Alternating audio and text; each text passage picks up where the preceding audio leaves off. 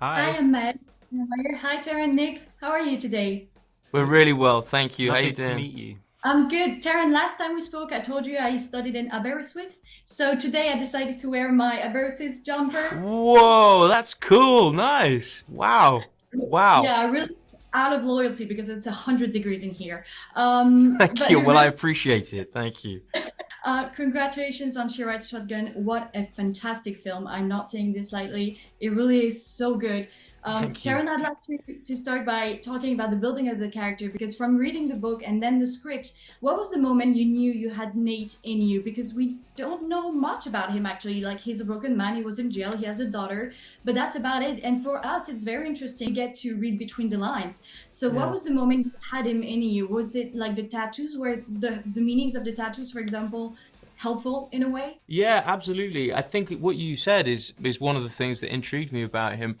He's quite a sparse character on the page. He doesn't say a hell of a lot, and is somebody who, as you say, has this dark past and carries a lot of, I don't know, I hesitate to use the word trauma. It feels like it's a bit overused, but he does feel like he's carrying a lot of demons. And I think it just felt like something that was quite. So he just felt like someone who'd lived a very different life to me, and it felt like it would be a stretch to become him. And that was a really appealing creative challenge. And then you're right, the look of Nate, the look of this guy who's lived this life was really appealing. I think I'm drawn to characters that I think have a very different aesthetic to how I present. And I really enjoyed the creative aspect of building those tattoos and telling a story with them. And I loved kind of showing up for work and going and sitting in a makeup chair and feeling like someone who's very different from myself. Did you get, because I had a question actually, the one with the date right Yeah, here.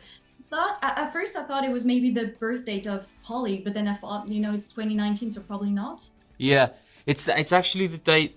So his you hear a bit about his older brother Nick in the film, Yeah, and yeah. the life they lived as a pair of thugs, outlaw robbers, really bank robbers, or not even bank robbers, just guys holding up convenience stores probably. But that character looms very large in Nate's life, and I think over his time in prison, I think his feelings about his older brother might have changed a bit. But in my mind, that date is the date that his brother died. Died. Yeah, I Yeah, so figured. Yeah. it's one that he had done probably early on in prison to commemorate the death of his brother. Yeah. Nick, what was your first entry into this story? What was your first memory of it, like from a storyteller's point of view, when you read the script and thought, you know what, this is a movie in the making? What is a moment or in an atmosphere that really stuck with you and that you really wanted to convey in the film? I think, I mean, first of all, the story just really moved me, and it's actually, at least for me, quite rare to be, you read a lot of scripts and they're great, but they don't give you that sort of gut punch when you get to the end, and this one certainly did. And there's a really beautiful blend of brutality and tenderness and sensitivity and vulnerability.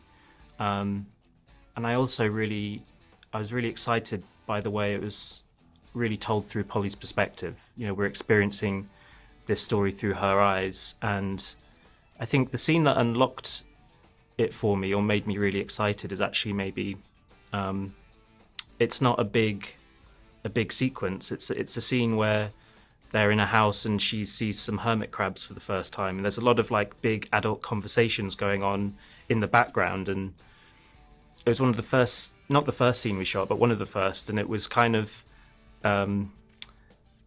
I felt as a director nervous because I have Taron here, who's a big superstar, and I don't think I did a single close-up of him. He was just sort of in the background, and I was doing all these close-ups of Anna looking at hermit crabs. But the reason why that scene connected with me is it sort of reminded me of when, just before my grandmother passed away, when I was around Polly's age. We lived in England and she was in Scotland, and we had to drive through the night to go and see her, to say goodbye to her. And I don't actually remember saying goodbye to her, but I do remember the fact that we left in such a hurry that the only CD we had in the car was the Bee Gees. So we did this 6-hour car journey listening to the Bee Gees as I was looking at the lights go by the car. And I remember we got to the hospital so late that the only food was a Chinese takeaway, and I'd never had a Chinese takeaway before. So I just remember the flavors of this meal I had, but I don't remember seeing my grandmother. So I kind of thought, I wonder what I wonder what things Polly would remember, these little details, and it's probably not what you'd expect. So that sort of unlocked the film for me. Yeah, that's very interesting, very sweet as well. In the book, I think they hide for longer. In the movie, it's 2 or 3 days. In the book, it's a little bit longer. Yeah. What was the most challenging aspect of condensing this relationship, which is really the heart of the movie, within 2 or 3 days? Like for you as an actor, Taron, and for you as a director, Nick, when working on the script, do you focus more on, how do you know which moment of their love and father-daughter bond is worth telling and is worth showing in the story, Well, I think that we realized that it was going to be more challenging for them to have the time to reconnect. That was the bit that became the most challenging, because it's such an onslaught of danger and jeopardy that really doesn't let up for the kind of handful of days they're together. So the moments where they do have a chance to talk and connect and be tender with one another took on a lot more significance. Each one had more weight than they might have done in the book, because as you say, they're together over a period of weeks, if not months. Yeah. And I think when we were filming, I remember us having a conversation where we were worried that it wasn't enough time. But actually the hair cutting scene, because the characters are preoccupied with another thing, it feels like they're able to open up to each other quite quickly because they're busy focusing on something else.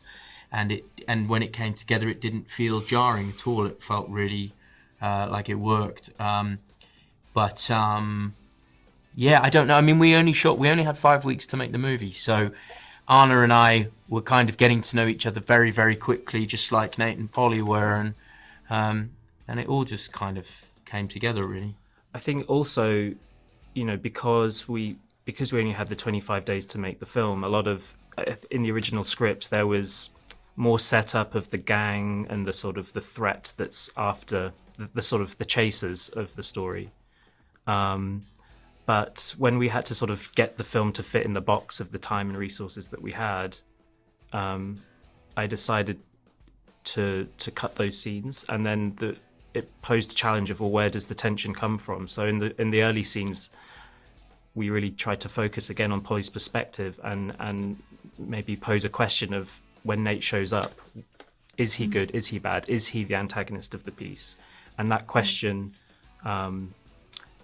became the sort of the engine of the tension that I needed to generate. So I think that put extra pressure, because suddenly their connection is a bit of a tightrope, setting up the potential threat and then allowing them to organically connect. They only really have a couple of scenes to do that, and it's really down to their talent and their chemistry, which is something you can't really plan for. You just hope you find two people that are gonna have that sort of chemistry, and they had so much of it.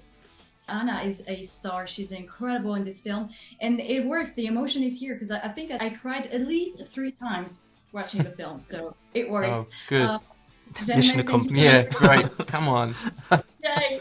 Thank you so much for your time today. They're giving me the wrap. Congratulations on the film. I really love it. Thank you. So Hey, much. thank you for wearing that sweater. That's really sweet. Really sweet of you. Nice to see you again. Thank you so much. Thank you. Bye. Thank you. Bye.